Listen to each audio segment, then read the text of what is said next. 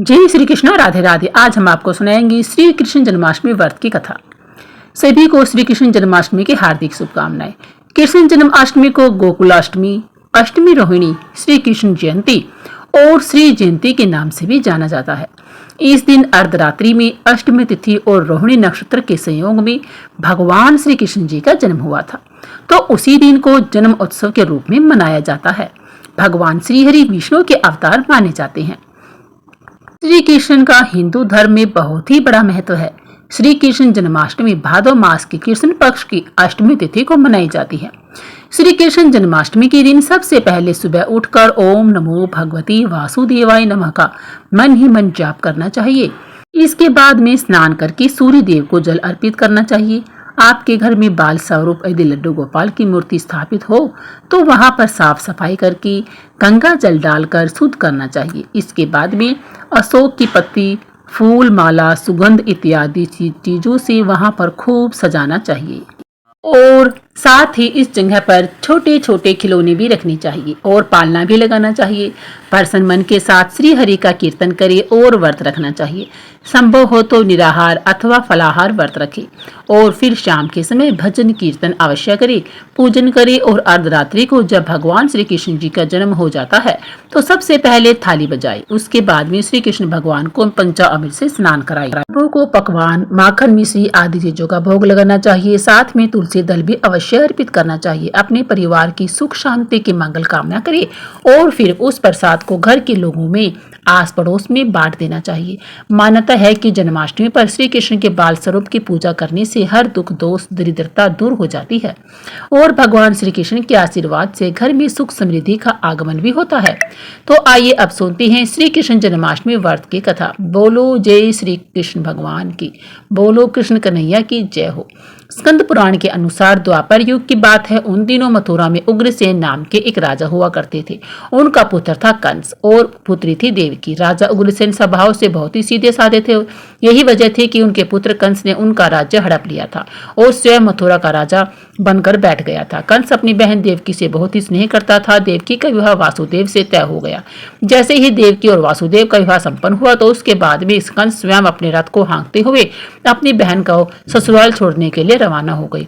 जैसे ही कंस देवकी और वासुदेव को लेकर बीच रास्ते तक पहुंचा तभी एक आकाशवाणी हुई कि जिस बहन को तुम इतने प्रेम से विदा करने के लिए स्वयं जा रहे हो उसी बहन का 8वां पुत्र तेरा संहार करेगा। यह सुनते ही कंस क्रोधित हो गया और देवकी और वासुदेव को मारने के लिए आगे बढ़ा। तो वासुदेव ने हाथ पर जोड़कर कंस से कहा कि देवकी को कोई भी नुकसान ना पहुंचाओ, मैं स्वयं देवकी की 8वीं संतान लाकर आपको सौंप दूंगा। वासुदेव की बात को सुनकर कंस ने कहा कि मुझे आपकी 8वीं नहीं हर संतान चाहिए। तो वासुदेव ने कहा जैसा तुम कहोगे मैं वैसा ही करूंगा। देवकी के जन्म लेने वाली हर संतान मैं आपको लाकर सौंप दूंगा।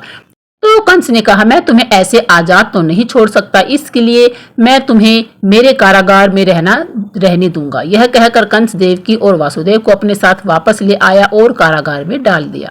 इन्हें लाड़ों प्यारों से पली हुई देवकी ने कारागार में बहुत अधिक कष्ट सहन किए। नीचे जमीन पर सोना पड़ता था। उनके पति के हाथों और पैरों में बेड़ियां डाली हुई थी। जब वह गर्भवती होती तो उनके लिए यह सब कुछ बहुत ही असहनीय हो जाता। अपना और वासुदेव का हाल देखकर कभी कभी देवकी रोने लगती तो वासुदेव उन्हें समझाने की कोशिश करते। जैसे ही तुम्हारी 8वीं संतान का जन्म हो जाएगा तो हम उसे कंस को सौंप कर चले जाएंगे। कारागार में ही देवकी ने अनेक कष्टों को सहन करते हुए 7 संतानों को जन्म दिया और कंस ने सभी को एक एक करके मार दिया। अब कंस को इंतजार था देवकी की 8वीं संतान का। जैसे ही देवकी फिर से गर्भवती हुई तब कंस ने कारागार का पहरा और भी अधिक कर दिया। इस तरह देवकी के 9 महीने पूरे हो गए। तब भाद्रपद माह के कृष्ण पक्ष की अष्टमी तिथि को रोहिणी नक्षत्र में भगवान श्री कृष्ण का जन्म हुआ था। भगवान श्री कृष्ण का जन्म होते ही विष्णु भगवान ने वासुदेव को दर्शन देकर कहा कि मैंने स्वयं तुम्हारे यहाँ पुत्र के रूप में जन्म लिया है। वासुदेव ने हाथ जोड़कर आंखों में आंसू भरकर भगवान श्री हरि विष्णु जी से कहा आपने मेरे यहाँ जन्म लिया, यह मेरे लिए सौभाग्य की बात है। लेकिन जैसे ही मेरे साले कंस को इस बात का पता चलेगा तो वह इस बालक को मार देगा। हे प्रभु, देवकी ने एक एक करके अपनी 7 संतानों को खो दिया है। अब यह उसकी 8वीं संतान है। मुझसे उसका यह दुख देखा नहीं जाता। तो वासुदेव की बात सुनकर भगवान श्री हरि विष्णु बोले कि अब तुम्हें डरने की कोई भी बात नहीं है। अब तुम ऐसा करो, वृंदावन जाकर अपने मित्र नंद बाबा के घर पर अपने बच्चे को छोड़ आओ और नंद बाबा के घर यशोदा जी ने एक कन्या को जन्म दिया है, उस कन्या को लाकर कंस को दे देना। भगवान श्री हरि विष्णु की बात को सुनकर वासुदेव बोले कि हे प्रभु, मैं बाहर कैसे जाऊं, इतना कड़ा पहरा है और दरवाजे पर ताले लगे हुए हैं। भगवान विष्णु ने कहा कि तुम्हें डरने की कोई जरूरत नहीं है, तुम अपने बालक को उठाओ और चलो, जैसा मैंने कहा है तुम वैसा ही करो। यह कहकर विष्णु भगवान वहां से अंतर्धान हो गई। तो वासुदेव ने भगवान श्री हरि विष्णु के कहे अनुसार अपने बालक को उठाया और जैसे ही टोकरी में रखकर दरवाजे पर आए तो ताले अपने आप ही खुल गए। सारे द्वार खुलते ही चले गए और द्वार पर जो पहरेदार खड़े थे वह सारे के सारे मूर्छित हो गए। वासुदेव ने टोकरी अपने सर पर रखी और वृंदावन की ओर चल पड़े। कहते हैं कि उस समय यमुना नदी को पार करना बहुत ही मुश्किल था, क्योंकि यमुना नदी पूरे उफान पर थी। बारिश हो रही थी और बिजली भी कड़क रही थी, तो वासुदेव को बहुत ही डर लग रहा था। वह सोच रहे थे कि इतना नन्हा सा बालक और ऊपर से इतनी बरसात हो रही है, इसका ना जाने क्या होगा। परंतु कृष्ण कन्हैया को क्या हो सकता था भला, क्योंकि उनकी तो रक्षा स्वयं भगवान श्री हरि कर रहे थे। बहुत सी कठिनाइयों से वासुदेव ने उस नदी को पार किया और नंद बाबा के घर पहुंच गए।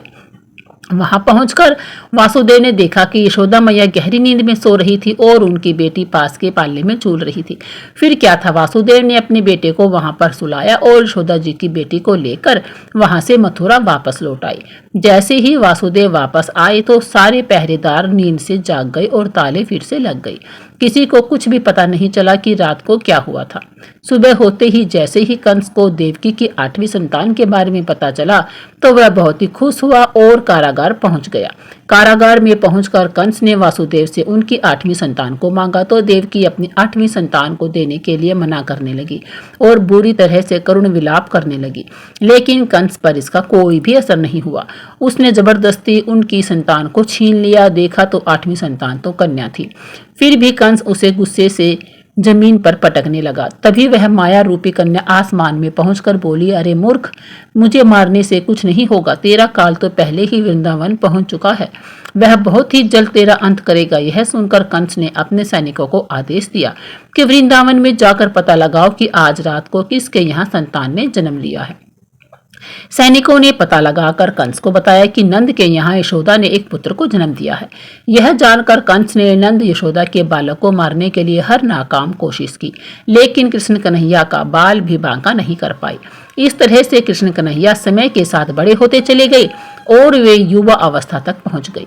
बचपन से लेकर युवा अवस्था तक कृष्ण कन्हैया ने अनेकों लीलाएं की थी।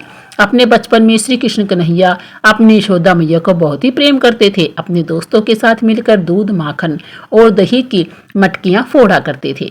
यह देखकर यशोदा मैया कृष्ण कन्हैया पर झूठ मूठ का गुस्सा दिखाती थी, क्योंकि वह भी अपने लल्ला से बहुत अधिक प्रेम किया करती थी। अगर कृष्ण कन्हैया थोड़ी देर के लिए भी यशोदा मैया की आंखों से ओझल हो जाते थे तो यशोदा मैया परेशान हो जाती थी और कान्हा को जोर जोर से आवाजें लगाने लगती थी। इसी तरह अनेकों शैतानियों के साथ कृष्ण कन्हैया बड़े हो चुके थे। एक बार कृष्ण और बलराम उस स्थान पर पहुंचे जहां पर कंस द्वारा प्रसिद्ध धनुर्यज्ञ आयोजित किया जाना था। तो कंस की शक्ति को प्रदर्शित करने के लिए एक विशाल धनुष को वहां पर रखा गया था। धनुष को देखते ही कृष्ण कन्हैया उसको लेने के लिए आगे बढ़े, लेकिन सैनिकों ने उन्हें रोक दिया। यह देखकर कृष्ण कन्हैया को गुस्सा आ गया और वे सैनिकों को बुरी तरह से पीटने लगे और सारे सैनिकों को वहां से भगा दिया। और फिर मंच पर चढ़कर वह भारी धनुष अपने हाथ पर धारण किया और उसे उठा दिया। फिर तो धनुष गड़गड़ाहट की आवाज के साथ टूट गया। वो आवाज इतनी जोर की थी कि मीलों दूर बैठे कंस के कानों तक पहुंच गई। तो इस ध्वनि से कंस को पता चल चुका था कि देवकी का 8वां पुत्र कृष्ण आ गया है और मेरा अंत समय निकट है। यह सोचकर कंस बहुत ही भयभीत हो गया। फिर भी कंस ने एक विशाल सेना कृष्ण को मारने के लिए भेजी, लेकिन कंस की सेना हार गई। इसी तरह भगवान श्री कृष्ण ने कंस का वध किया और मथुरा को कंस की अत्याचारों से मुक्त कर दिया।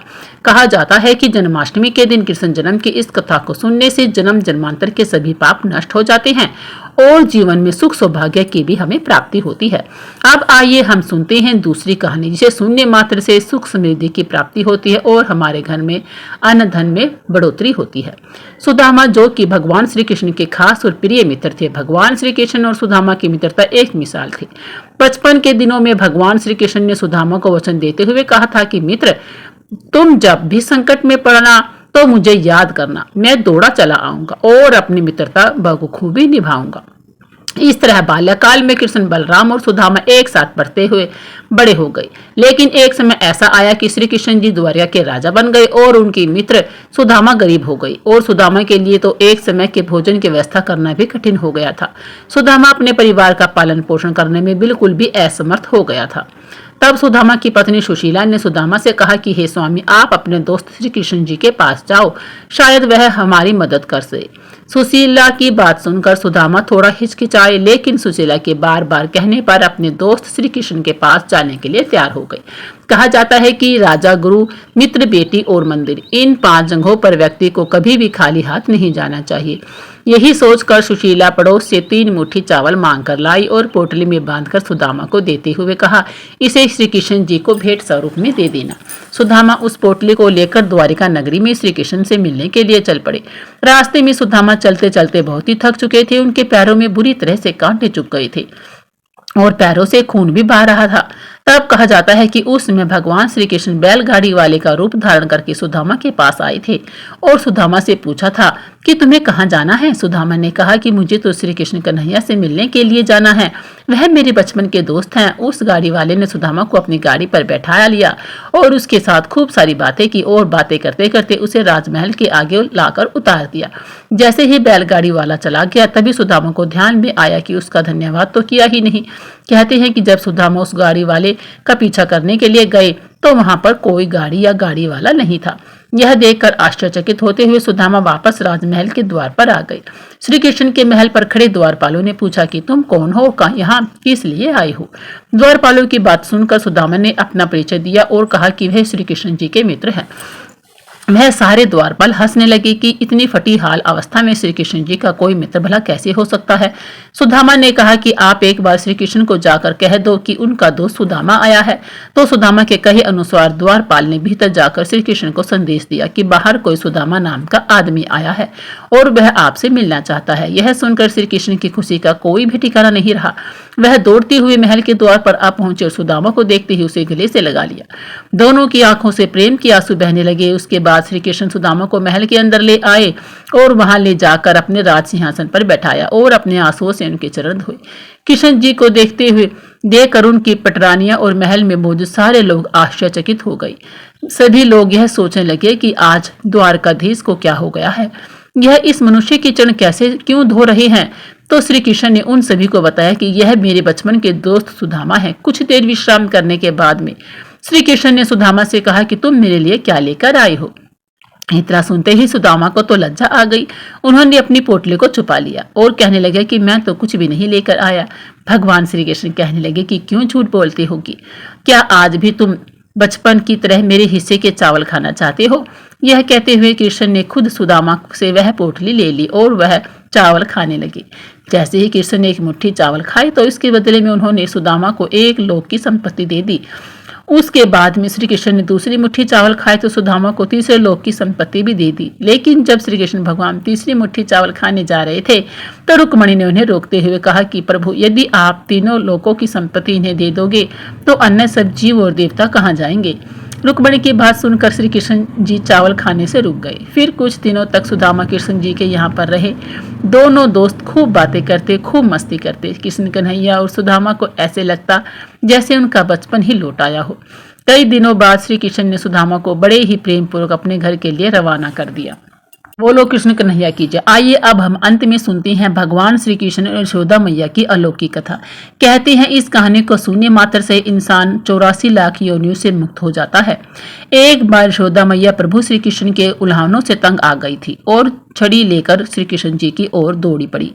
तब प्रभु ने अपनी मैया को क्रोध में देखा तो वह अपना बचाव करने के लिए भागने लगी। भागते भागते श्री कृष्ण एक कुम्हार के पास पहुंचे।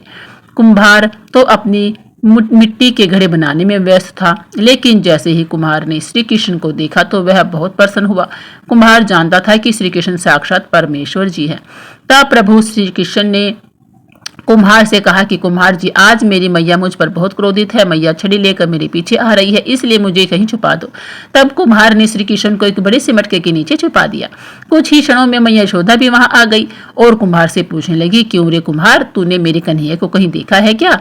कुम्हार ने ये कह दिया कि नहीं मैया, मैंने कन्हैया को नहीं देखा। श्री कृष्ण ने सब बातें बड़े से घड़े के नीचे छुप कर सुन रहे थे। तो मैया तो वहां से चली गई। आप प्रभु श्री कृष्ण कुम्हार से कहते हैं, कुम्हार जी यदि मैया चली गई हो तो आप मुझे इस घड़े से बाहर निकालो। कुम्हार बोला, ऐसे नहीं प्रभु जी, पहले मुझे 84 लाख योनियों के बंधन से मुक्त करने का वचन दीजिए, तब मैं आपको घड़े से बाहर निकालूंगा। भगवान मुस्कुराए और बोले, ठीक है, मैं तुम्हें 84 लाख योनियों से मुक्त करने का वचन देता हूँ, अब तो मुझे बाहर निकाल दो। कुम्हार कहने लगा कि मुझे अकेले नहीं प्रभु जी, मेरे परिवार के सभी लोगों को भी 84 लाख योनियों के बंधन से मुक्त करने का वचन दीजिए, तब मैं आपको इस घड़ी से बाहर निकालूंगा। प्रभु जी कहते हैं, चलो ठीक है, उनको भी 84 लाख योनियों के बंधन से मुक्त होने का मैं वचन देता हूँ, अब तो मुझे घड़ी से बाहर निकाल दो।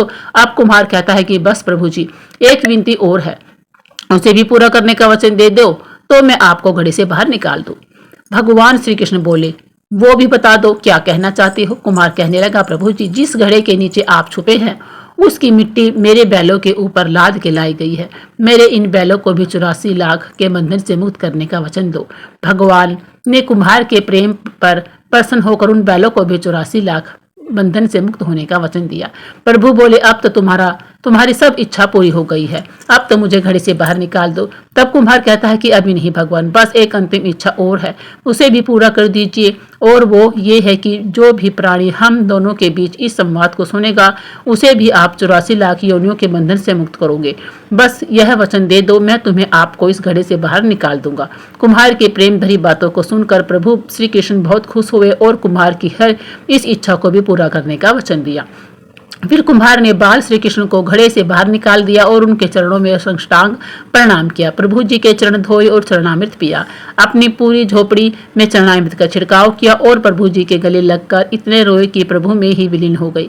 जरा सोच कर देखिए, जो बाल श्री कृष्ण 7 कोस लंबे चौड़े गोवर्धन पर्वत को अपनी कनिष्ठ उंगली पर उठा सकते हैं, तो क्या वे घड़ा नहीं उठा सकते थे? लेकिन बिना प्रेम रीछे नहीं नटवर नंद किशोर।